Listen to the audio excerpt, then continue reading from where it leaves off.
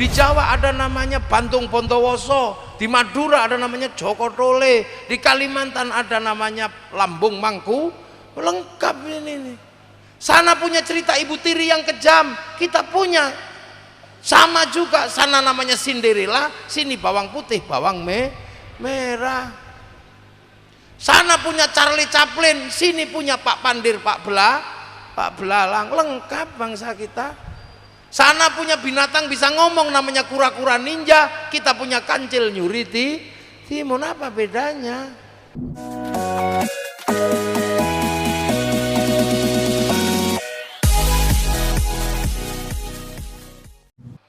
Syekh Abdul Qadir Al-Jilani menempuh perjalanan tarekat menuju tasawuf itu berzikir duduk di padang pasir selama 25 tahun. Nah, Syekh Hasan Sadzili itu 20 tahun. Ibnu Arabi 25 tahun. Nah, ini makanya orang-orang ini menjadi mursyid thariqah.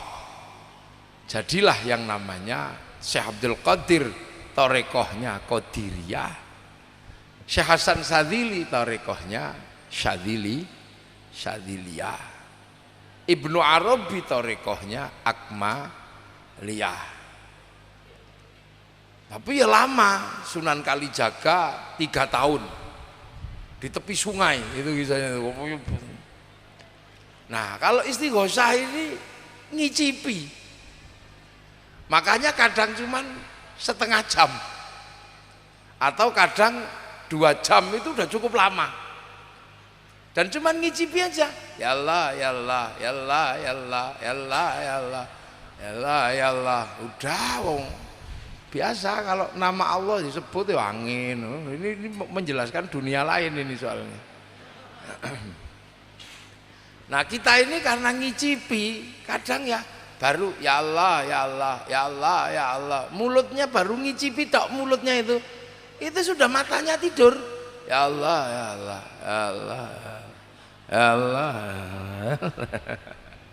Ya Allah, ya Allah, ya Allah, ya Allah. Lututnya liung kesemutan. Ya Allah, ya Allah, ya Allah, ya Allah. Pantatnya apa? Panas. Ya Allah, ya Allah, ya Allah. Alah, kok nggak selesai. Nah, itu karena ngicipi.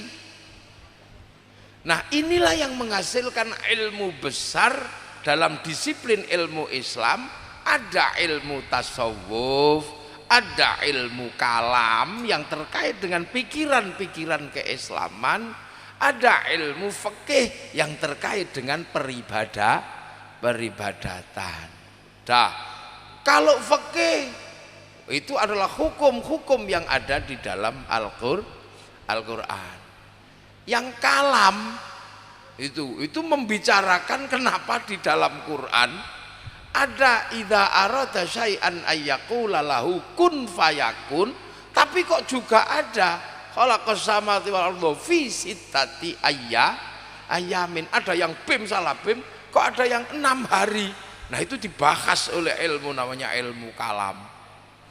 Kenapa Allah menyatakan innallaha ala kulli syai'in qadir? Allah berkehendak dan semua tergantung kekuatan Allah. Tapi kenapa pada ayat yang lain Allah menyatakan innallaha la yughayyiru ma biqaumin hatta yughayyiru ma bi anfusihim. Allah enggak merubah nasib sesuatu kaum kecuali dia merubah dirinya sendiri. Lah, ayat-ayat yang terlihat kontradiktif ini dibahas oleh ilmu namanya ilmu kalam. Nah, ilmu yang satu adalah ilmu bagaimana memantapkan jiwa menghadap Allah. Lah, maka menyebut-nyebut asma Allah. Lah, perintah menyebut asma Allah itu dari mana? Dari Al-Qur'an. Karena Al-Qur'an pertama kali turun bicara Iqra, baca bismi rabbika, dengan nama Tuhanmu. Lah, nama Tuhanmu itu siapa? Allah. Makanya nama Allah ditaruh paling depan di dalam Al-Quran. Wujudnya apa? Bismillahirrahmanirrahim. Sebut asma Allah. Loh, makanya orang-orang tua dulu sebelum mempelajari ilmu yang lain, orang diajarkan menyebut asma Allah, karena bismillah itu menyebut asma Allah. Makanya melahirkan ilmu tasawuf, ilmu tarekat, ngicipinya namanya istighosah. Makanya para ulama ya Allah, ya Allah, ya Allah, ya Allah. Mulut menyebut, karena disuruh nyebut maka mulut bisa nyebut. Ya kalau orang Jawa ada yang keluarnya ya Allah, ya Allah, ya Allah, ya Allah. Ada yang ya Allah, ya Allah, ya Allah, ya Allah, ya Allah. Di Melayu ada ya Allah, ya Allah, ya Allah. Iya, orang Spanyol ye ilih, ye ilih, ye ilih, ye ilih. Lah, itu perintah menyebut. Loh, makanya para ulama itu menghasilkan ilmu menyebut asma Allah. Lah, mulut bisa menyebut, tapi kepala suruh nyebut gak bisa bunyi. Maka ulama mengajak kepala menyebut Allah dengan geleng, ya Allah, ya Allah. Karena ini kepala ini gak bisa bunyi. Tangan tidak bisa menyebut, maka caranya diajak memegang tasbih. Kalau kecapean tarik tasbihnya krok gitu. Iya. Mata nggak bisa nyebut, maka mata cara nyebutnya ketika mulut menyebut, mata dijak melek. Kaki nggak bisa menyebut, maka cara menyebut dijak bersila atau gini. Pantat nggak bisa menyebut, maka diajak duduk. Hati tidak bisa menyebut, maka diminta tenang ketika mulut. Makanya lahirlah ilmu thariqah, ilmu tasawuf, ilmu istighosah. Lah makanya orang kalau ya Allah, ya Allah, ya Allah, ya Allah, ya Allah, ya Allah disebut terus, dia akan bersumber, menghasilkan sumber, namanya sumber Ar-Rahman. Lah Ar-Rahman ini adalah contoh paling gampang. Allah bikin singa, Allah bikin kijang, Allah bikin babi, Allah bikin manusia. Lah singa ketika makan kijang kita sedih, kasihan singanya, kasihan kijangnya. Tapi ketika singa makan babi, kita seolah-olah bersyukur, syukur kamu dimakan babi. Padahal di hadapan Allah tidak ada bedanya antara singa, babi sama kijang. Singa boleh makan kijang, singa boleh makan babi, singa boleh makan sapi, singa boleh makan kambing. Tapi kita berpihak ketika singa makan babi. Kita tidak berpihak ketika singa makan kijang. Kita lupa bahwa kita setiap hari juga makan ayam. Yang ayam itu juga pengen kawin. Kita lupa bahwa kita setiap hari motong sapi. Jadi sama-sama makan, cuman caranya berbeda.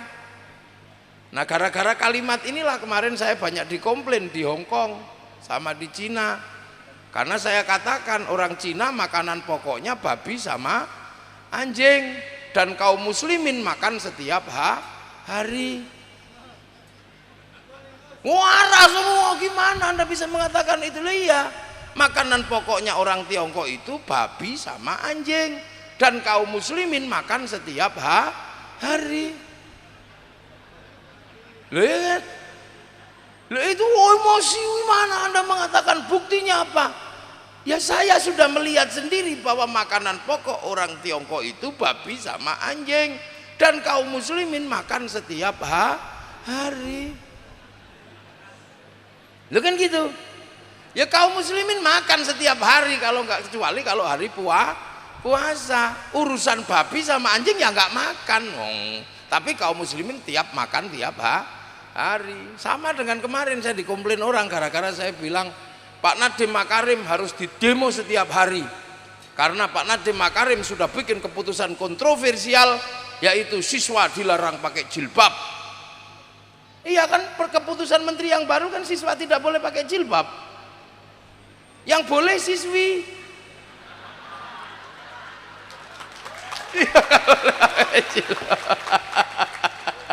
Loh, yang ada siswa kan laki-laki, siswi itu Bu.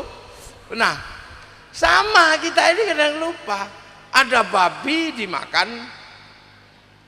singa kita syukur, tapi ada kijang dimakan singa kita nggak tega. Kita lupa bahwa setiap hari kita ini makan ayam, makan gerameh, duduk kepalanya gitu loh. Makanya orang yang sudah mateng dalam bismillah, dia akan tenang lihat dunia. Dia lihat dunia tenang, bahwa siapapun yang ada di dunia ini dapat rahmannya Allah. Orang Yahudi kok di dunia, berarti ya juga dapat rahmannya Allah. Orang Nasrani di dunia dapat rahmannya Allah. Makanya kalau sama-sama di dunia, sama-sama dapat rahmannya Allah, dan manusia bisa bekerja sama. Makanya kaum muslimin kalau pergi haji, yang nyiapkan pesawat orang Yahudi, karena yang bisa bikin pesawat orang Yahudi. Pak Habibie suruh bikin nggak jadi, karena namanya tetuko, sing teko ra tuku-tuku, sing tuku ra teko. Makanya para ulama tasawuf jarang yang reaksioner, hancurkan seluruh orang Yahudi. Lah kalau orang Yahudi mati semua, kita pergi haji renang. Jadi dalam mensikapi perbedaan di antar bangsa ini butuh ulama-ulama yang tasawufnya kuat, karena hanya beliau-beliau yang mampu melihat bahwa ada persoalan yang cukup serius ketika umat Nabi ketemu dalam perbedaan bangsa dan perbedaan suku. Nah, ini landasan dasar. Makanya ulama-ulama yang tarekatnya mateng tidak reaksioner. Ada orang Nasrani bunuh, ya tidak. Ibu-ibu kalau ada orang Nasrani mati semua, jelek-jelek, karena yang bisa bikin bedak yang bagus, parfum yang wangi, itu orang Nasrani yang ada di Prancis. Kalau bedak Bengkulu orang sudah nggak mau, beras ditumbuk blonteng semua. Loh, ini kehidupan. Bapak polisi, TNI, itu nggak ada yang tahu kalau beliau itu TNI Polri. Taunya karena di bordiran tulisan itulah yang membuat semua orang tahu beliau TNI Polri, Angkatan Laut. Nah, yang membuat mesin bordir siapa? Orang Cina, mereknya Butterfly. Ini kehidupan. Ini kehidupan. Coba kita masjid lampunya terang karena ada Thomas Alva Edison. Kita bisa pergi haji dengan tenang karena uang kita dititipkan di bank. Sementara seluruh bank itu terkonsentrasi pada bank devisa New York yang ada di Wall Street, Amerika. Yang punya bank devisa New York si Rothschild Rockefeller, orang Yahudi. Makanya kalau pikiran tidak jauh, tiba-tiba emosi karena bank itu pusatnya punya orang Yahudi, maka kaum muslimin mengharamkan bank. Nah, kalau kemudian terjebak di situ, kaum muslimin semuanya berdosa karena seluruh kaum muslimin pakai uang. Uang itu keluaran bank, bukan keluaran KUD. Pergi haji pakai bank, baca Quran pakai bank, karena seluruh percetakan Quran sebelum dibeli negara utang kredit ke bank. Ayo. Loh, itu maka ulama-ulama tasawuf yang bismillah menyebut asma Allahnya mateng, ini enggak gerasa gerusu, enggak kaku hidupnya. Makanya para ulama-ulama tasawuf, ulama-ulama tua, ulama-ulama tarekat paling tidak suka kalau ada orang baca bismillah, baca Fatihah, bismillahnya hilang. Karena kalau sudah bismillahnya hilang, kaum muslimin tidak punya pembelajaran menyebut asma Allah. Makanya kemudian hari ini bisa kita rasakan orang yang keras-keras itu biasanya kalau baca Fatihah bismillahnya hilang. Ya. Cari ke masjid-masjid itu, kalau sudah bismillahnya Fatihah bismillahnya hilang, orangnya keras-keras biasanya. Alhamdulillah. Apa aja salah. Sampai pilpres itu aja salah. Sampai ada yang pilpres mengatakan perang Badar. Untung berhenti karena apa? Dua orang ini punya kebesaran jiwa, Pak Prabowo sama Pak Jokowi hari ini bersatu membangun bangsa.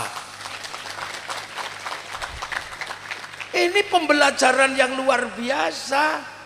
Pak Prabowo kesatria yang dididik oleh TNI, Pak Jokowi kesatria yang dididik oleh sipil, ketemu. Akhirnya supporternya bingung, loh. Ini kemarin kita mau perang kok jadinya begini katanya. Ini pembelajaran, insya Allah 5 tahun lagi orang tidak seramai kemarin ketika pilpres, dan dua pahlawan bangsa ini akan tetap menjadi catatan sejarah pernah menghentikan perang yang sesungguhnya bukan perang, karena pilpres hanya fenomena politik.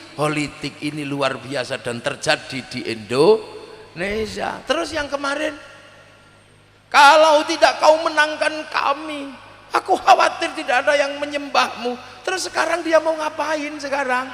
Ayo kalau udah begini, maka biasa aja Bu ya, biasa aja, nggak usah emak-emak sampai masuk penjara nyebar hoak. Karena ini pilpres bukan perang agama, sampai jangan jadi korban hoak. Ini pilpres, dua calon presiden bersatu. Ini pembelajaran bahwa para pemimpin bangsa pikirannya masih waras, bahwa harus bersatu demi apa? Demi bangsa dan negara, agar 5 tahun ke depan tidak terjadi peristiwa seperti setahun yang lalu. Ini luar biasa. Loh, makanya inilah sekolah itu di sini. Terus besok kalian mau serius, ini tentang negara, tentang kafir. Itu kuno sudah, itu era yang udah lewat. Enggak begitu. Pilpres itu banyak-banyakan pendukung gitu aja, banyak-banyakan yang nyoblos. Curang nggak bisa. Sekarang mau curang bagaimana? TNI Polri begini setiap hari. Emang dulu bisa curang, sekarang orang nyoblos itu dipoto. Nyoblos calon DPR dipoto pakai handphonenya sendiri, jebret, keluar situ, aku nyoblos kamu, aku minta 50.000. Itu biasa. Ini pilpres, pilihan presiden Indonesia biasa. Dan kita berkali-kali pilpres, dilatih dalam pilkades, kemudian pilgub ini adalah fenomena politik. Jangan mau dibohongi, ini persoalan agama. Pak Jokowi Muslim, Pak Prabowo Muslim. Calon wakilnya Pak Jokowi waktu itu Yai Ma'ruf Amin, ketua MUI, ketua NU. Calon wakilnya Pak Prabowo, Pak Sandiaga Uno, Islam. Kok tiba-tiba ada yang berbicara tentang perang melawan orang kafir? Ya utakmu nanti kayak gini ini. Dan itu semua terjawab hari ini. Pak Prabowo sama Pak Jokowi, siap Bapak Presiden. Mau apa sudah? Ayo. Ini pelajaran kenegarawanan dua calon presiden. Kita angkat topi, acungi jempol. Inilah watak satria yang memikirkan bangsa dan negara. Lah supporternya memang nggak mikirin bangsa dan negara, nggak mikir. Wong polisi disebut tohut, iya, Pancasila disebut kafir, merah putih disebut tohut, dan mereka mau ganti itu semua. Yang sesungguhnya mereka sedang membawa produk gagal masuk ke Indonesia. Loh, Hizbut Tahrir dibawa ke sini, wong itu produk gagal di Filistin. Hizbut Tahrir didirikan oleh Taqiyuddin An-Nabhani di Palestina untuk menyelesaikan problem Filistina, dan dia gagal. Masa produk gagal mau kamu jadikan untuk menyelamatkan problem Indonesia? Ya nggak mungkin.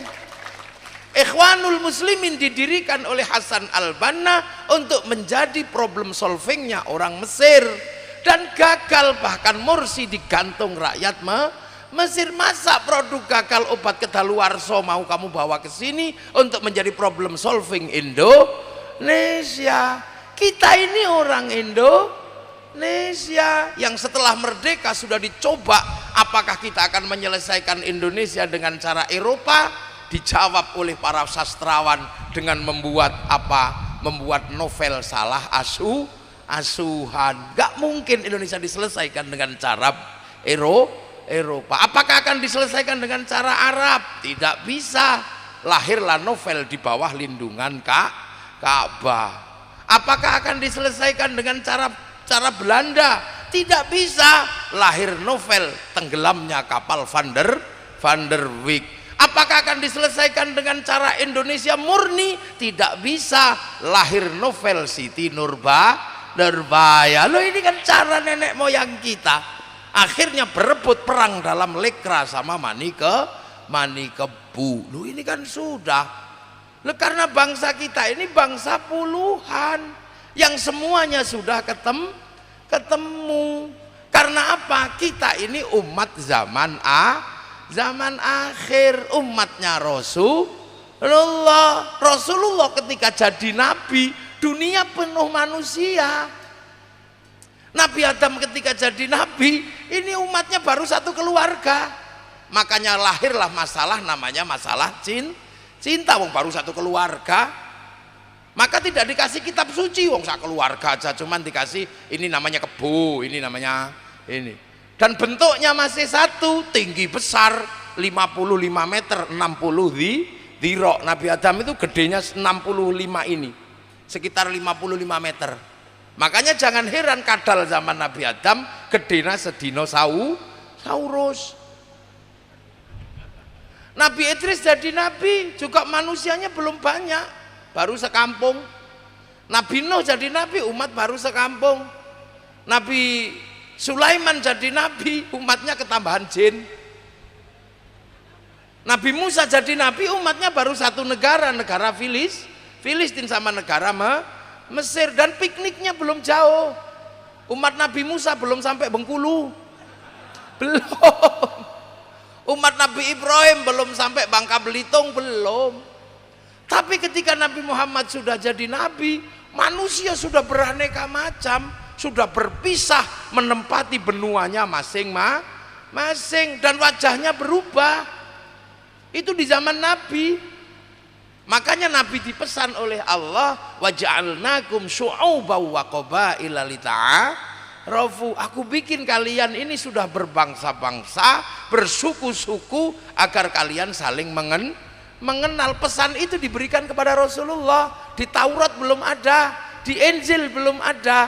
Karena zaman Nabi Musa, zaman Nabi Isa orang belum banyak, tapi zaman Nabi Muhammad sudah berbangsa-bangsa, bersuku, maka pesan itu ada. Loh, makanya umat Nabi Muhammad harus paham bahwa manusia itu berbangsa-bangsa, bersuku.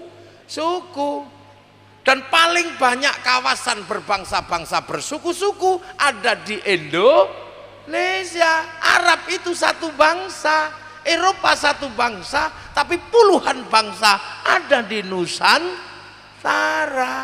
Jadi kalau mau berbicara tentang mengenal perbedaan bangsa dan suku, belajarlah pada orang Nusantara. Ini bedanya.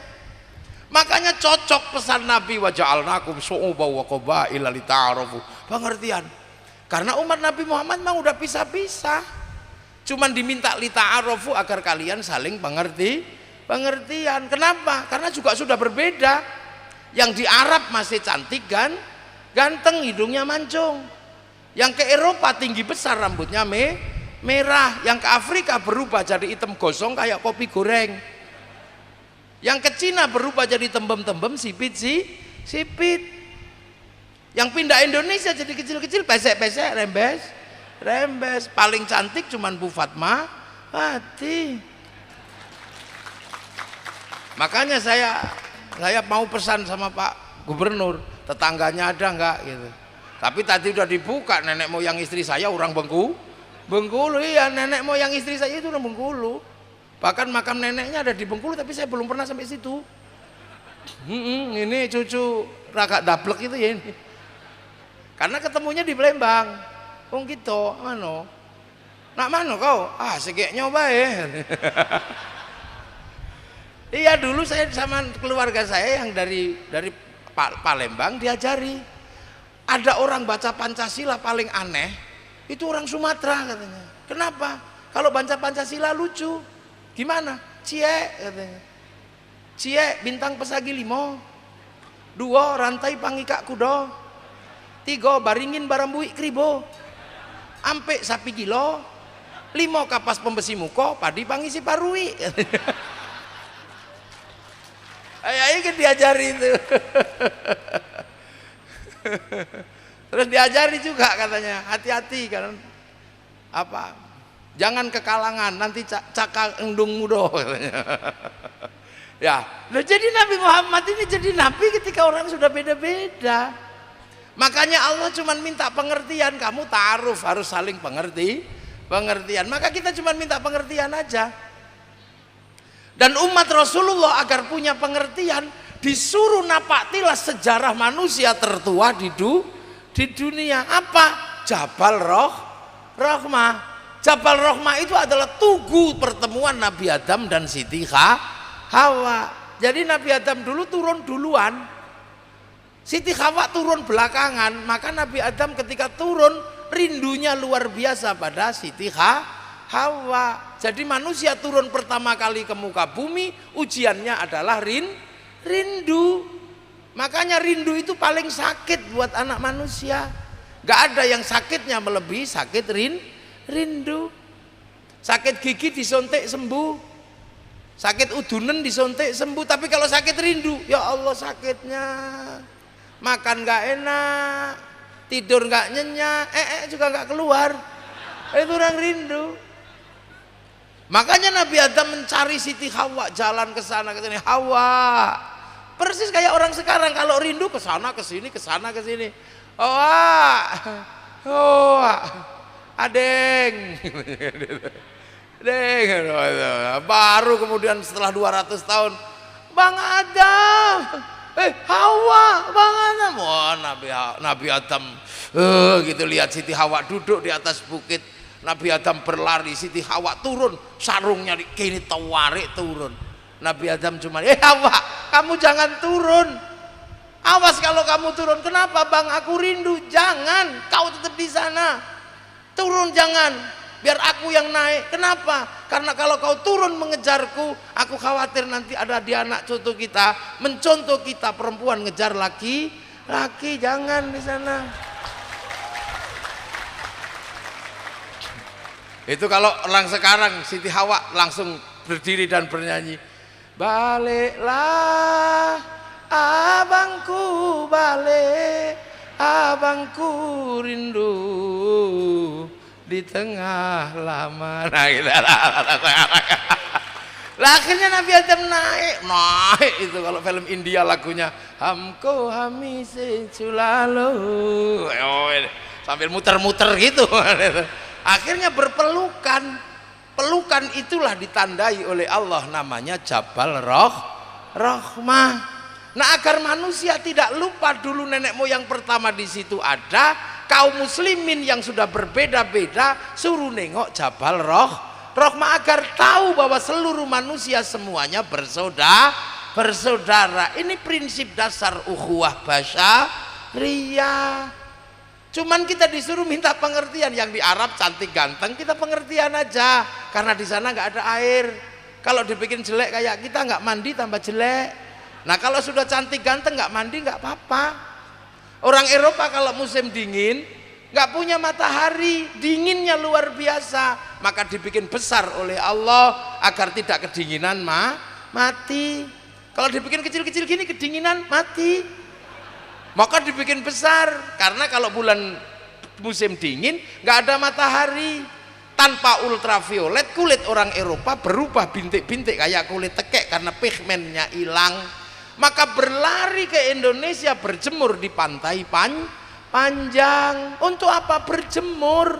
Bukan pornografi, sampean aja yang ngeres. Maka kalau ada turis ke pantai panjang, Pak Gubernur, mereka berjemur, bukan pornografi. Maka penjenengan sebagai gubernur tolong nggak usah bikin perda syariat turis masuk Bengkulu harus pakai jilbab, nggak usah. Itu Allah yang minta pengertian lah, kasih pantai yang sebelah sana biar kalau berjemur nggak dilihat sama anak-anak Bengkulu, itu aja loh. Ini bentuk pengertian. Orang Eropa kalau musim dingin nggak punya daun, seluruh daunnya rontok di musim gugur. Makanya kalau bulan Desember hari raya Natal pakai daun cemara, bukan karena saking hebatnya daun cemara, ya daun itu aja yang nggak rontok. Makanya seandainya Natal itu asli Bengkulu, bisa daun jambu, bisa daun duren, bisa apa saja. Makanya Majelis Ulama Indonesia dan takmir masjid nggak usah emosi. Jangan kau tanam cemara di depan masjid kami, itu pohon Kristen. Semenjak kapan pohon punya agama? Loh yang kayak gini, itu pengertian aja. Orang Afrika kenapa hitam? Ya karena ada singa. Makanya dibikin hitam biar kalau dikejar singa, lari nggak ketahuan. Langsung tengkurap, nah sudah nggak ketahuan. Itu sederhana. Loh, ini nggak ada dalilnya, tapi karena kita cuma diminta pengertian gitu aja. Orang Cina kenapa tembem sipit? Bahkan sampai Palembang masih tembem sipit ini. Ada yang dari Bengkulu, turunan dari sana ini begini. Kenapa? Di sana itu kalau musim dingin salju turun, mataharinya keluar. Silaunya luar biasa. Makanya terus iya. Ini silau. Lah yang di Indonesia kenapa kecil-kecil pesek-pesek? Enggak ada masalah buat kita. Karena yang seperti kita minimalis, kecil-kecil pesek-pesek oleh Allah ditempatkan di belahan buminya yang paling indah, namanya Indonesia. Enggak ada. Nah, umat Rasulullah sekarang ini ketemu semua. Antar bangsa ketemu karena kita orang milenial. Ketemu semua. 20 tahun yang lalu Pak Kapolda pengen melihat Afrika, nunggu flora dan fauna, baru lihat gajah Afrika. Pak Gubernur mudanya juga gitu, apalagi di sini masih ada, belum ada TV kayaknya. 20 tahun yang lalu di sini belum ada TV. Wadah ya. Iya, lengi ya saya itu ke Sumatera, ke Palembang waktu itu nggak ada TV di Sumatera itu. Tapi semua orang punya parabola. Kok Wampung di tengah sawah ada parabolanya. Nah itu pengen lihat Afrika, nunggu flora dan fauna. Itu 20 tahun yang lalu. Sekarang nggak perlu kemana-mana, pegang smartphone, handphone, tinggal lihat gini aja bisa sampai ke Afrika. Tinggal ketik gajah Afrika keluar, kucing Afrika keluar, mau iseng bokong India keluar. Itu dunia baru yang nggak bisa dihadang karena masuk ke dalam rumah masing-masing. Dulu TV-nya dimatikan nggak lihat gajah, sekarang ya ini dunia baru tanpa batas, nggak ada dinding, dunia baru ini. Dulu 20 tahun yang lalu kita kalau rindu sakitnya luar biasa, apalagi kalau namanya sedang tugas gitu. Kangen itu berat. Ya, rindu itu sakit. Mesti nulis surat, pergi ke pasar, beli kertas warnanya pink. Baunya yang harus bau mawar, jangan bau melati. Karena bau melati itu bau genderuwo. Terus tulisan tintanya biru, karena cinta mengharu biru. Baru ditulis karena rindu itu sakit dulu, karena nggak bisa ketemu. Untukmu kekasihku di rantau orang. Entah kenapa malam hari ini aku benar-benar merindukanmu. Sayangku, apakah kau sudah mulai bertugas? Apakah engkau sudah pakai topi polisimu? Pak Kapolda kan gitu. Apakah kau sudah pakai sepatu? kenapa malam hari ini aku begitu merindukanmu? Perih setiap mengingat namamu dan mengenang wajahmu. Seperti kata pepatah, kau tusuk di sana, berdarah di sini. Aku malam hari ini terpaksa menulis sajak rindu karena rinduku sudah tidak tertahankan. Dan aku pun yakin kau pun merindukanku. Karena aku yakin malam hari ini kau dan aku sedang duduk di bawah sinar rembulan yang sama. Oh, langsung dikirim Pak Pos. Nunggu seminggu jangan-jangan dibuka komandan ini. Sama TNI juga begitu, sama lah itu. Nah sekarang dunia milenial apa perlu begitu? Nggak perlu, tinggal miring gitu aja.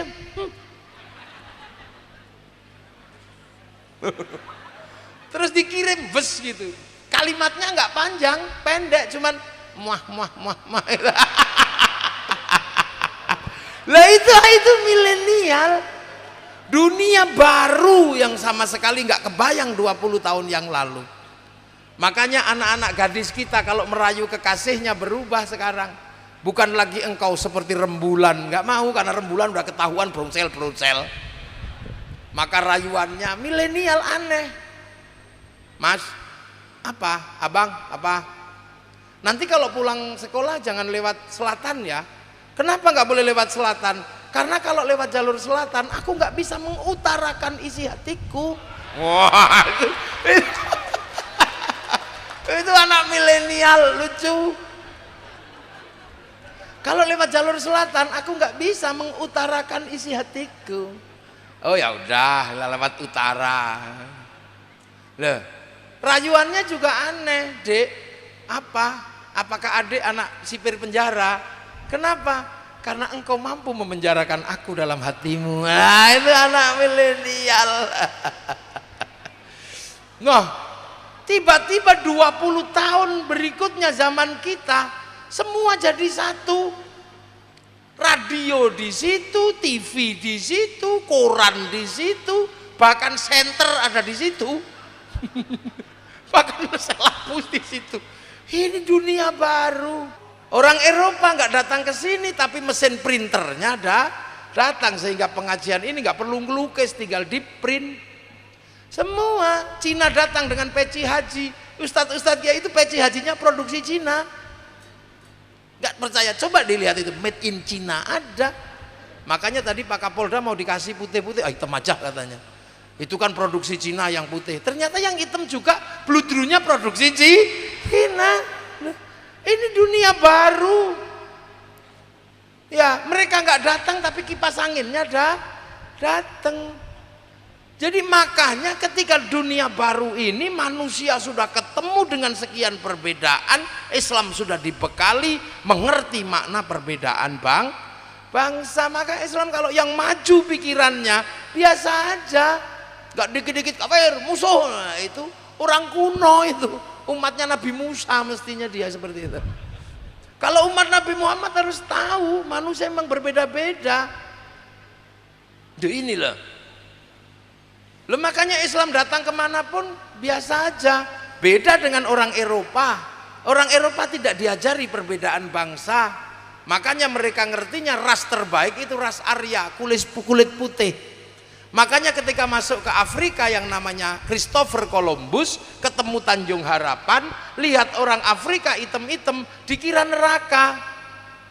Karena menurut konsep mereka orang jahat itu dibakar di neraka dan nggak boleh mati agar bisa disiksa lagi. Maka Christopher Columbus ketika menembus Tanjung Harapan, orang Afrika ditembaki. Karena apa? Membantu pekerjaan Tuhan yang belum selesai.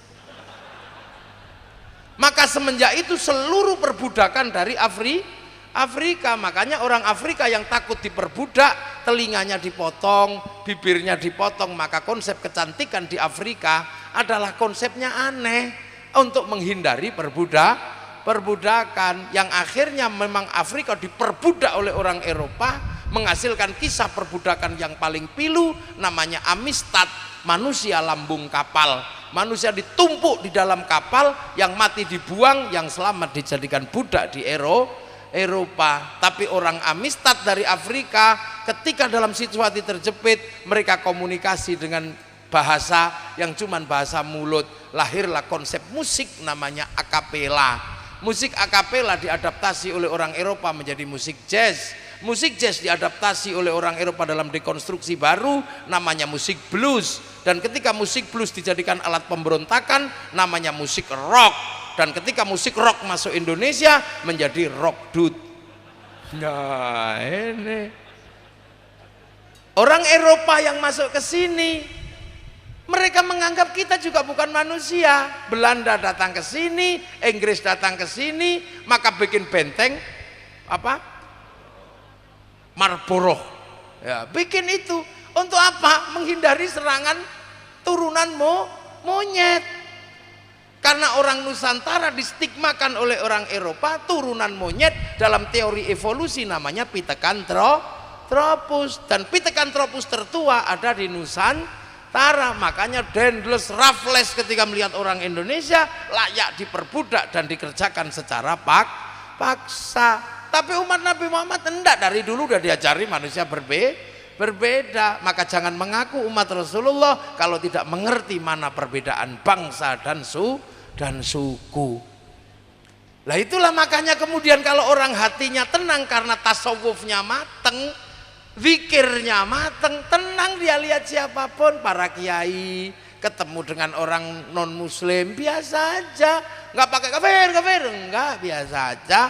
Sama-sama di dunia. Kalau kita nggak punya ya kita ambil dari mereka. Mereka bisa produksi duren.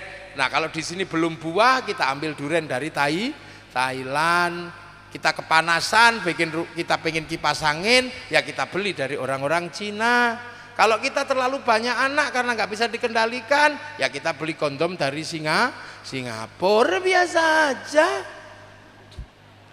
Nah itu kehidupan. Makanya para ulama yang tasawufnya mateng membuat negara ini tentram, nggak ribut terus gini.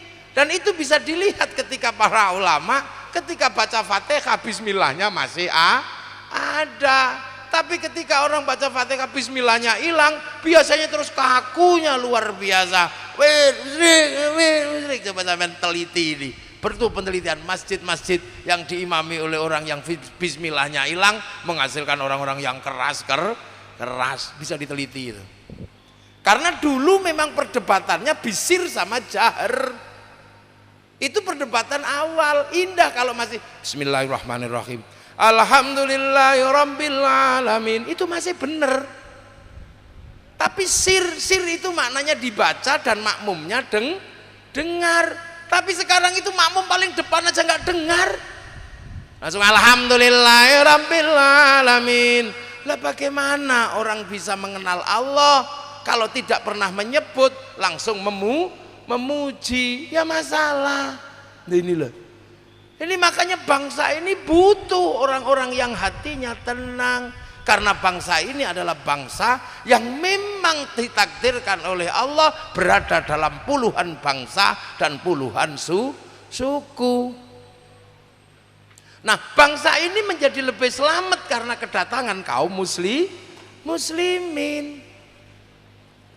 Dulu bangsa ini adalah bangsa dengan sistem yang kita kenal dengan kerajaan, dan kerajaan besar salah satunya ada di sini, mulai dari Palembang, Bengkulu sampai sini. Ini kerajaan besarnya namanya Sriwijaya. Ini kerajaan besar, jangan salah sampean. Universitas terbesar di dunia ada di Palembang, namanya Nalanda. Yang satu di Majapahit, Nalanda Majapahit, Nalanda Palembang. Kitabnya Negara Kertagama dan Sutasoma. Ini kerajaan besar, di mana Palembang dan kerajaan Singasari dan Majapahit mampu menaklukkan Mongolia. Ini bukan bangsa kecil, bangsa besar.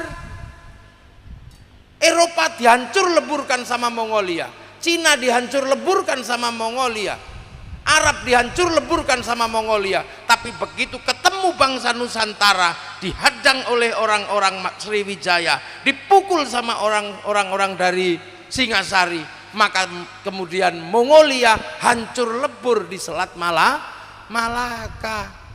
Loh, ini kita bangsa yang kuat. Jadi di sini ini bangsa bukan bangsa kecil ketika kaum muslimin sebelum datang. Makanya kita ini selalu diajarkan kita bangsa kecil, bangsa bodoh. Ini sebenarnya orang-orang yang sedang membodohi bangsa kita. Sampai hari ini bangsa kita bukan bangsa kecil. Cerita-cerita besar orang Eropa kita punya. Orang Eropa punya kisah cinta namanya Romeo Juliet. Orang Cina punya kisah cinta namanya Sampai Eng Tai. Orang Arab punya Kais dan Laila. Apakah orang Indonesia nggak punya? Orang Sumatera punya kisah cinta yang mengharu biru, yang banyak. Apa contohnya di sini kisah cinta yang mengharu biru?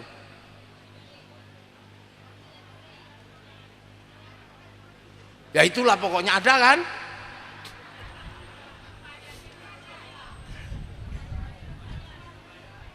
Datuk Meringgi.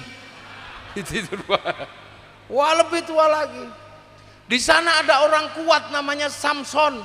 Di sini punya orang kuat namanya Pahit Lidah. Namanya 7 kakak beradik. Di Jawa ada namanya Bantung Bontowoso. Di Madura ada namanya Joko Tole. Di Kalimantan ada namanya Lambung Mangku. Lengkap ini. Sana punya cerita Ibu Tiri yang kejam. Kita punya. Sama juga, sana namanya Cinderella, sini bawang putih, bawang merah. Sana punya Charlie Chaplin, sini punya Pak Pandir, Pak Belalang. Lengkap bangsa kita. Sana punya binatang bisa ngomong namanya kura-kura ninja, kita punya kancil nyuri timun. Apa bedanya? Alat musik kita menjadi ukuran.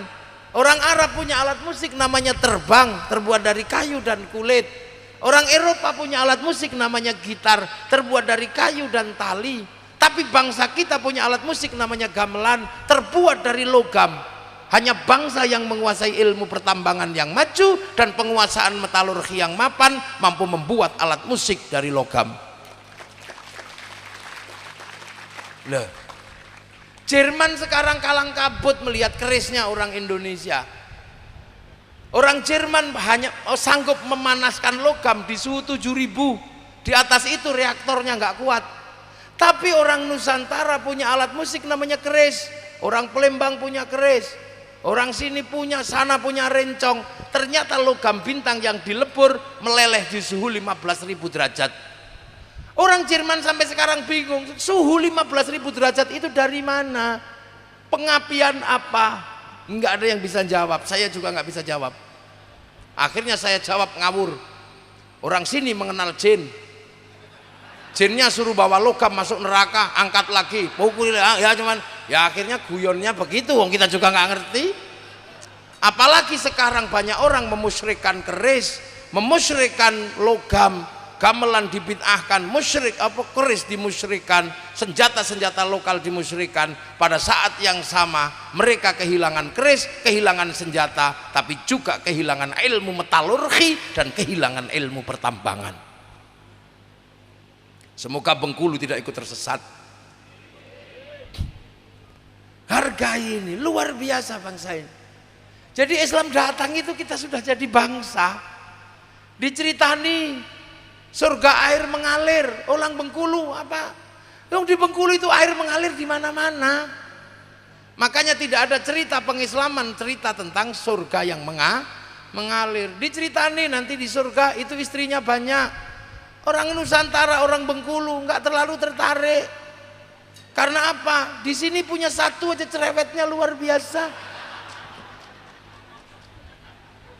Di Arab sana perempuan nurut sama laki-laki karena seluruh pekerjaan itu laki-laki, perang laki-laki, berdagang laki-laki, berebut kawasan laki-laki. Perempuan tinggal nurut. Lah di sini perempuannya mandiri karena perempuan bisa bekerja secara mandiri, metik kopi perempuan yang telaten, nanam padi perempuan yang telaten, buka kemiri perempuan yang telaten, ngambili sawit perempuan yang telaten. Maka perempuan Indonesia perempuan mandiri. Maka jangan sekali-sekali melukai perempuan Indonesia. Kamu ditinggal pergi dengan laki yang lain, pusing kamu. Karena perempuan Indonesia itu mandiri. Maka ada perempuan menjanda 25 tahun kuat, laki-laki nggak kuat. Laki-laki itu kadang sok-sokan aja, merasa kuat dengan istrinya. Aku nggak terlalu cinta, aku lebih suka sama, aku nggak mau aku nggak mau bercerai. Demi siapa? Demi anak. Bohong. Saya bilang, Bu, laki-laki kalau mengatakan aku tidak bercerai denganmu demi anak, bohong. Karena laki-laki itu lebih mencintai istrinya daripada anaknya. Asli. Laki-laki itu bohong kalau berkata gitu, karena laki-laki itu cinta istri daripada anak. Sangat mencintai istrinya laki-laki Indonesia. Buktinya ada, pulang kerja anaknya di pangku tetangganya, terima kasih. Terima kasih Pak, kamu sudah ikut gendong anak saya. Coba pulang kerja terus istrinya yang di pangku tetangga, oh bisa langsung tembak tempat itu. Itu menandakan bahwa laki-laki lebih mencintai istrinya. Makanya kalau aku biarkan kau karena demi anak, bohong. Demi istri. Saya sudah membuktikan kok. Dan perempuan Indonesia mandiri. Makanya kalau perempuan itu cerewet di sini karena bisa kerja sendiri, bisa punya uang sendiri. Bahkan laki-laki lebih sering minta rokok pada istri. Rokok ibu, nah rokok ini. Lah itu, makanya laki-laki jangan sok-sokan di sini ya. Iya, perempuan ini mandiri. Iya, tenaga kerja di mall sebagian besar perempuan. Bahkan iklan TV semuanya perempuan. Laki-laki cuman kebagian iklan kepala pusing sama mencret. Itu menandakan bahwa perempuan lebih laku daripada laki. Ayo jak mano kau. Loh, makanya para wali, para ulama luar biasa ketika datang ke sini. Ini gimana caranya agar bangsa dengan sistem seperti ini Islam bisa masuk. Itu sementara pembawa-pembawa ajaran Islam waktu itu sudah punya pengalaman apa? Kehilangan tanah air. Jadi pembawa-pembawa Islam dari Arab sana itu udah punya pengalaman betapa tidak enaknya tidak punya tanah air. Karena apa? Cucu Rasulullah diusir dari Jazirah Arab. Bahkan Sayyidina Hasan, Sayyidina Husain dibantai, dibunuh. Karena apa? Perebutan kekuasaan. Maka kemudian Sayyidina Husain terakhir dibunuh di Karbala. Dilalah peristiwa itu terjadi pada tanggal 10 Asyura. Maka kemudian oleh orang Nusantara peristiwa itu agar tidak terulang selalu diingat-ingat dengan mengenang bulan Asyura. Dengan cara apa? Bikin bubur merah putih, bikin santunan anak yatim. Di pantai-pantai di Sumatera ada acara tabut, ada acara tabui, ya ada kan? Tabut itu sebenarnya adalah memperingati terbunuhnya cucu Rasul. Lu itu bukan Syiah. Kalau ada yang mengatakan itu Syiah, suruh sini tak ajar diskusi sama saya. Itu bukan Syiah, itu adalah duka seluruh kaum muslimin di dunia. Lah tapi kenapa kok pakai tabut, pakai menara-menara kecil gitu ya dipikul? Karena kejadiannya ada di Persia, kejadiannya di Karbala. Karbala itu negara Iran situ. Di situ kejadiannya. Lah kok bisa kejadiannya di situ? Karena Sayyidina Husain itu menantu Raja Rustum, yang orang Indonesia mengenal dengan nama Rustam. Raja Rustum itu raja Persia. Itu raja Persia, kekuasaan terbesar setelah Arab. Dan di Jazirah Arab kekuasaan terbesar di Persia itu. Rajanya Rustum. Enggak ada yang sanggup mengislamkan dia kecuali Sayyidina Ali. Sayyidina Ali datang ke Persia bawa anaknya. Akhirnya Raja Rustum tertarik sama Sayyidina Husain, diambil menantu. Lahir Sayyid Ali Zainal Abidin. Makanya orang Persia begitu cinta sama Sayyidina Ali. Makanya karena Sayyidina Husain terbunuh oleh Yazid bin Muawiyah, maka tidak ada nama Yazid di Iran, itu nggak ada. Lah kalau di sini nggak ada urusannya, ada kiai namanya Yazid, anaknya namanya Ali. Ada kiai namanya Ali, anaknya namanya Yazid. Artinya di sini tidak pernah mendapat beban sejarah. Makanya kalau Persia atau Iran mencintai Sayyidina Ali, ya pantas menjadi Syiah, karena di sana Sayyidina Ali adalah besan Raja Rustum. Dan orang Majusi itu dulu menyembah api. Majusi dalam ilmu modern dikenal dengan nama agama Zoroaster. Agama Zoroaster, nabinya bernama Zarathustra, ajarannya nihilisme. Tuhannya dua, Ahriman Tuhan terang, Ahura Mazda Tuhan gelap. Tapi oleh Al-Quran penyembah api disebut Majus atau Majusi. Nah, orang Majusi kalau menyembah api itu ditaruh di bangunan tinggi apinya. Bangunan menaruh api namanya Manaro. Makanya begitu ikut Islam, apinya dibuang tapi manaronya ditaruh di depan masjid. Seluruh dunia Islam lihat manaro di depan masjid Persia kok bagus, maka semua kaum muslimin berlomba-lomba bikin manaro. Itu yang sampai Bengkulu namanya menara, sampai Jawa namanya menoro. Dan menara-menara kecil itu biasanya dipakai untuk ngangkut mayat atau apa, kerandanya itu dibentuk menara-menara kecil. Waktu itu saking banyaknya yang terbunuh, maka butuh keranda mayat yang banyak. Lah peristiwa itu diabadikan dengan namanya tabut atau tabui kata orang sana. Itu bukan budaya Syiah, itu bentuk duka seluruh kaum muslimin seluruh dunia. Loh, ini kan mesti didudukkan persoalannya. Tapi bagi yang tidak paham, itu Syiah, itu musyrik, itu bid'ah. Sini orang kayak gitu tak ajak diskusi di sini sama saya. Karena apa? Bengkulu punya itu artinya apa? Bahwa yang membawa Islam ke Nusantara benar-benar keturunan Rasulullah Muhammad sallallahu alaihi wasallam. Artinya Islam yang ada di Bengkulu bukan Islam sempalan, tapi Islam asli yang dibawa oleh dzurriyyah Rasul dari tanah Jazirah Arab. Lah itu lah. Lah ini yang kayak gini kan mesti didudukkan. Makanya dulu saya ngomong kalau bisa upacara-upacara seperti itu diadakan agar orang ingat. Karena para cucu-cucu Rasul itu selalu mengingat itu. Karena dengan mengingat itu, maka dulu cucu-cucu Rasulullah ketika Islam sampai sini tidak menabrak bangsa Nusantara. Contoh mereka tidak nabrak, ya. Contohnya Rasulullah itu di sana pakai jubah. Jubah itu baju syar'i. Tapi nggak mungkin dipakai di sini untuk nelayan, untuk yang nanam padi, nggak bisa. Maka ulama-ulama sana agar tidak lepas dari syariat, maka potongan baju syar'i disebut sarung. Ini loh potongan baju syar'i itu dipotong.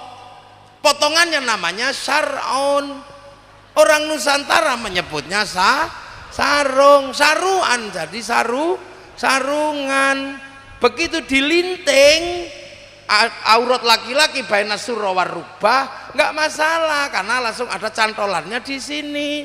Maka ulama-ulama tua kalau sholat Allahu Akbar nyantol.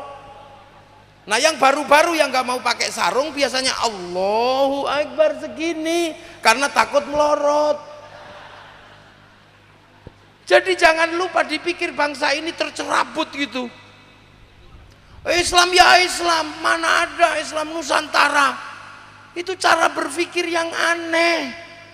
Gak ada orang mengatakan Islam Nusantara adalah agama baru. Itu cara ulama dulu menerapkan Islam di Nusantara. Yang orang Malaysia mereka menyebut Islam Hadori. Muhammadiyah menyebut Islam berkemajuan, PKS menyebut Islam terpadu, santri menyebut Islam Nusantara. Loh, apa bedanya? Kenapa yang lain kok gak kamu emosi, tapi santri yang menyebut kenapa kalian emosi? Kan aneh, Dul. Kan jadi aneh. Tapi sekarang berhenti gara-gara Pak Prabowo sudah jadi satu sama Pak Jokowi. Nggak ada lagi isu itu, lewat sudah, nggak laku sudah, kedaluarsa. Ribut ini ya, coba. Loh, Islam ini, Islam di Nusantara membangun. Dulu sistemnya raja dan hamba. Maka kemudian agar punya bangsa baru, tanah air baru, tidak menabrak bangsa dan negara yang ada. Kerajaan yang tadinya raja dan hamba, mutlak kekuasaannya, para ulama membentuk sistem kecil di antara raja dan hamba, namanya musyarakah, yang akhirnya disebut masyarakat. Itu cara para ulama awal membentuk komunitas baru yang saling mengerti dan bertanggung jawab, namanya musyarakah. Lahir konsep baru namanya masyarakat, hidup saling bersama dan bertanggung jawab. Nah, kalau sudah bersama dan saling bertanggung jawab, jangan salah, tidak ada raja, tidak ada hamba. Yang ada adalah siapa? Manusia hidup saling bertanggung jawab. Lah, kalau manusia hidup saling bertanggung jawab, raja tidak bisa memaksa hamba, tapi hamba bertanggung jawab pada kerajaannya. Konsep itu milik Rasulullah. Namanya konsep apa? Kullukum ra'in wa kullukum mas'ulun an ra'iyati. Kalian adalah ra'in, kalian adalah pemimpin, dan kalian semua adalah ra'iyah, saling bertanggung jawab. Maka raja dan hamba dilebur dalam konsep Rasulullah, namanya ra'iyah, yang diserap ke bahasa Indonesia menjadi rakyat. Rakyat itu konsep Rasulullah, bukan bahasanya PKI. Rakyat itu bahasa Rasulullah, dan satu-satunya bangsa muslim dunia yang sanggup mengambil kalimat ra'iyah untuk menyebut warga bangsanya hanya ulama Indonesia. Nggak ada yang bisa. Makanya kalau sudah ra'iyah jangan dikafirkan lagi, karena kafir itu menyerang. Kalau hidup bersama rukun namanya dhimmi, kalau saling bertanggung jawab namanya ra'iyah, yang diserap ke bahasa kita menjadi rakyat. Makanya ulama-ulama kita jarang yang mengkafirkan orang Indonesia loh, ini loh ya. Tapi para ulama dulu ini tidak dihilangkan. Yang hamba masih boleh bilang ambo, yang sahaya masih boleh bilang saya, yang kawulo di Jawa masih boleh bilang kulo, yang pukulun di Sumatera atau di Kalimantan masih boleh bilang ulun, yang Jawa Barat abdi masih boleh bilang abdi. Lah ra'iyah itu kalau ngumpul bicarakan nasibmu, membicarakan nasib ra'iyah. Al-Quran mengajarkan wasyawirhum fil amri, maka membicarakan nasibnya para ra'iyah. Al-Quran mengajarkan wasyawirhum, lahirlah konsep musyawarah. Ini bahasa Al-Quran, musyawarah itu. Lah kalau musyawarah jangan menang-menangan sendiri. Tafassahu fil majalis fafsahu yafsakhillah, maka ruang musyawarah namanya majelis. Dan bahasa ra'iyah, bahasa musyarakah, bahasa majelis, bahasa musyawarah, ini menjadi bahasa undang-undang dan menjadi lembaga tertinggi negara, Majelis Permusyawaratan Rakyat. Lo kayak gini kok kamu bilang negeri togut, itu piye betul? Ini orang-orang tidak ngerti. Nah, kalau mau ngangkat pemimpin standar wasi'a kursiyus samawat, maka kedudukan pemimpin disebut kursi presiden, kursi bupati, kursi gubernur. Tapi yang mendesain ini semua dulu adalah wali-wali Allah. Para ulama awal yang kesini disebut wali, maka kawasan bagaimana membentuk musyarakah yang diajarkan para wali dari Sabang sampai Merauke disebut wilayah. Artinya wali meninggalkan wilayah. Ini loh jawabannya. Kalau ada pertanyaan besar, seluruh dunia sekarang bertanya-tanya tentang bangsa Indonesia. Apa pertanyaannya? Pertanyaannya satu, bahwa bangsa kita bukan bangsa kecil tapi bangsa yang hebat. Kenapa? Arab satu bangsa bisa pecah menjadi puluhan negara, Eropa satu bangsa bisa pecah jadi puluhan negara, tapi kita puluhan bangsa mampu bersatu dalam satu negara kesatuan Republik Indonesia. Ini prestasi luar biasa. Makanya Indonesia itu dari dulu bersatu. Karena Indonesia konsepnya dari awal Bhinneka Tunggal Ika. Makanya kayak saya ini juga bersatu. Kalau saya di Arab sana namanya Syekhun, Ustadzun, Al-Karim, Al-Alim, panjang. Masuk Nusantara karena saya di Jawa namanya Kiai. Kiai itu nama lokal, bukan bahasa Arab. Makanya kalau kiai ngumpul nggak bisa dijamakkan menjadi kuyaha, nggak bisa. Kita lokal, tapi kita juga kompromi bahwa yang namanya kiai bukan cuma manusia. Ada kebo Kiai Slamet, ada tombak Kiai Pleret, ada keris Kiai Sengkelat, tapi baru ada Kiai Haji biasa. Dari dulu kita ini bersatu. Islam datang, kenapa? Sudah rukun di sini. Maka Islam ketika mengajarkan walayakhuddu ala ta'amil miskin, orang Nusantara sudah punya peradaban, makan nggak makan kumpul. Makanya kalau nggak makan aja kumpul, maka kalau sudah ngumpul harus dikasih makan. Itu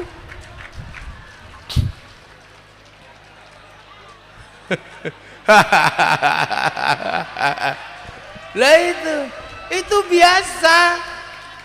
Iya, nanti lagi baru ada makanannya, ada belum datang. Ya, itu Indonesia. Makanya ketika di sana diajarkan walayakhudhu ala ta'am, ini sini sudah ngumpul. Ada orang lahir ngumpul makan, ada orang mati ngumpul makan sampai 7 hari, setahun sekali khol makan, tasyakuran makan, bahkan tetangganya masuk rumah sakit mulutnya mangap gak bisa makan, tetap dibawain makan. Itu khas Indonesia. Kenapa? Karena di Indonesia makanan banyak. Orang Arab makanannya susah, makanannya cuma kurma, daging sama roti. Makanannya pakai 3 jari karena sedikit. Kalau dicawok gini cepet habis. Orang Eropa makanannya cuma daging, kentang, sama susu keras namanya keju, susu busuk namanya yogurt. Pengen bawang aja dia dari Bombay, yang kalau dipotong membuat kita berderai air mata. Makanya nangis yang berderai-derai tanpa sebab namanya tangisan Bombay. Lah ini Cina makanannya nggak banyak, cuman tepung sama kepala babi tadi itu. Makanya dibikin panjang pakai sumpit biar awet. Lah orang Indonesia makanannya nggak bisa dihitung. Ada nasi, ada jagung, ada tela, ada ubi, ada umbut. Banyaklah di sini. Ya apa saja bisa dimakan. Lautannya menyediakan makanan yang banyak. Buahnya paling banyak Indonesia, ada duku, ada duren. Makanya orang Eropa karena nggak tahu duren, maka mereka menyebut king's fruit karena menangan. Jadi raja ini rajanya buah-buahan, pepaya ditabrak duren hancur.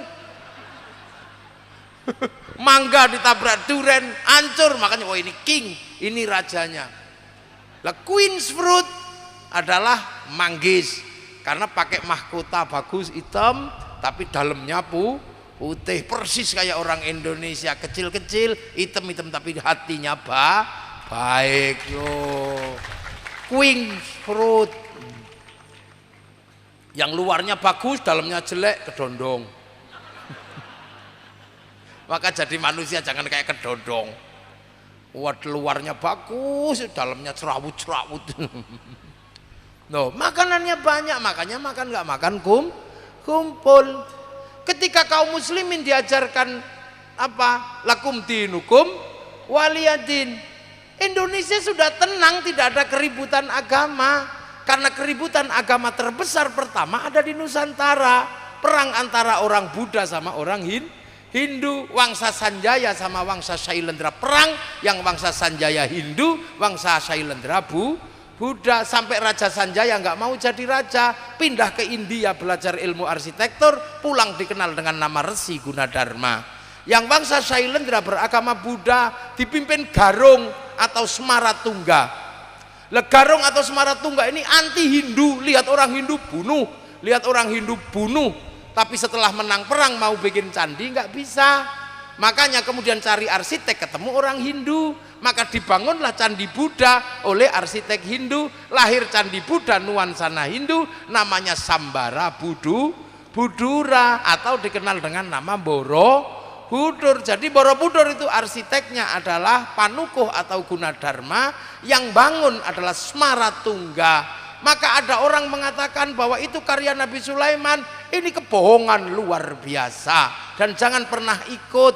Karena apa? Nabi Sulaiman bukan dari Sleman. Nabi Sulaiman berada dalam kawasan yang Al-Quran menyebutnya Ardul Muqaddasah. Ardul Muqaddasah adalah Filistin atau Baitul Maqdis. Maka jangan percaya, wong tempat saya itu Sleman itu. Saya nggak percaya Nabi Sulaiman dari Sleman. Ratu Saba dari Wonosobo. Apa? Waktu asar 15.10. Ya biarin aja, nggak apa-apa. Kenapa?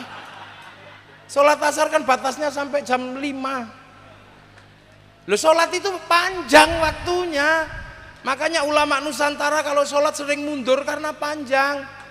Karena di sini makmumnya ada yang masih di sawah. Biasa aja sholat duhur mestinya jam berapa? 12. Berapa di sini sholat duhur? 12. Kalau ulama lama biasa mundur sampai setengah 3, biasa. Mundur sampai jam 2 nggak ada masalah sholat itu. Wang as-sholatu ala waktiha, sholat di atas waktu sholat. Usolli fardhu dhuhri arba'a rakaatin, Allahu akbar. Baru 1 rakaat deng asar masih boleh karena kepalanya masih di sholat duhur. Lu gak pernah ngaji fikih ya? Ya lah ini mana? Mana ngaji ya? Sholat kok kata orang ngaji. Kita di sawah sama suami istri, Pak, yo pulang. Kita ini waktunya udah mepet, ayo sholat. Nah terus ini kenapa? Ya ini udah mepet, akhirnya pulanglah suami istri ini. Si ibu ternyata bilang, Pak saya ngompol, saya tak mandi dulu nanti saya makmum. Akhirnya bapaknya usolli fardhu dhuhri arba'a rakaat mustaqbilal qiblati, adaan imaman, makmumnya belum ada. Makmumnya lagi mandi tapi sudah janjian. Tiba-tiba 1 rakaat deng asar. Istrinya belum waktu sholat, tapi suaminya dapat 1 rakaat di waktu zuhur. Lah nanti tinggal selesai mandi, si ibu ini terus saja keluar, usolli fardhu dhuhri arba'a rakaatin mustaqbilal qiblati, adaan makmuman, masih boleh karena makmumnya kepalanya masih di sholat zuhur. Tapi jangan dipakai sering-sering, itu aja. Lo yang kayak gini wah, nanti kapan-kapan tak ajak ngaji bab sholat ya lo kayak gini biar enggak. Kalau ngaji pengajian gini mundur nggak apa-apa. Iya, waduh susah ini sama orang Bengkulu ini. Ya saja, makanya kalau di Jawa kiai ngaji ditunggu belum datang ya. Robana, Robana, masih belum datang. Tombo hati, karena capek nunggu ya. Hatinya sendiri tambani. Masih belum datang ngamuk diurukian yang baru datang. Biasa. Ya ini ngaji tak jelasin. Apa tadi mau?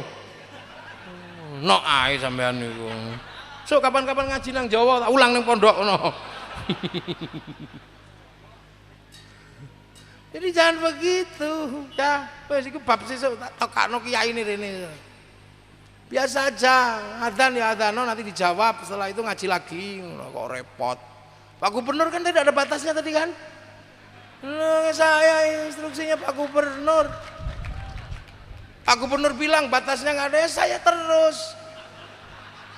Tapi perintah Allah ini gimana? Loh, wong haji itu perintah Allah. Walillahi ala nasi hijjul baiti, perintah Allah. Tapi kalau masuk tidak diizinkan sama Ibnu Saud, nggak pakai paspor, ya nggak bisa masuk kita. Makanya pemimpin itu harus dihargai karena beliau menentukan apapun yang akan kita lakukan.